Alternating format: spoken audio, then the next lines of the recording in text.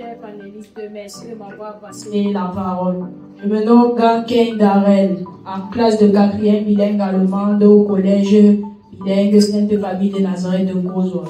Je suis président du club journal de mon établissement. Avec une question, mais le temps ne me permet pas de tout démontrer.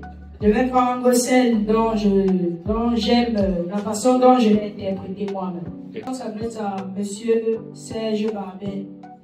Quelle est la procédure pour la vérification de la véracité d'une information? Face à la désinformation, un discours consistant à appeler nos concitoyens, les plus jeunes et les moins jeunes, à adopter les bons réflexes.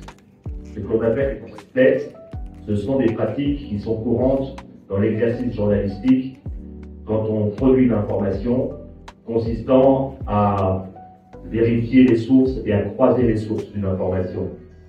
Si une information me parvient, a priori, je peux la croire ou pas la croire, et pour vérifier, je vais aller croiser l'information qu'on m'a donnée à plusieurs sources pour vérifier si les sources concordent.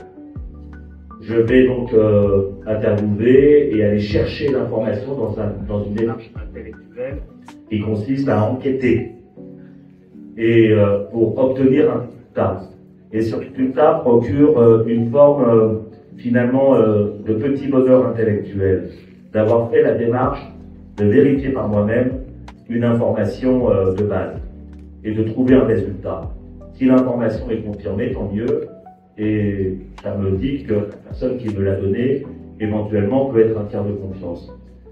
Ensuite, évidemment, ça c'est la vieille méthode à l'ancienne, puisque Internet a tout bousculé, et qu'effectivement, aujourd'hui, l'information est multiple, elle est multicanale, elle nous provient non plus seulement des médias, mais de tout à chacun, des influenceurs, des TikTokers, etc. Et donc ça amène à avoir ce réflexe intellectuel de vérification un peu à tous les instants. Alors ça peut être très fatigant, et donc il faut développer d'autres réflexes, à savoir notamment sur Internet, quand une information provoque des émotions extrêmement fortes, qu'elle me saisit d'émotions, ça veut dire que la personne qui m'a transmis ce contenu avait envie de me passer un message.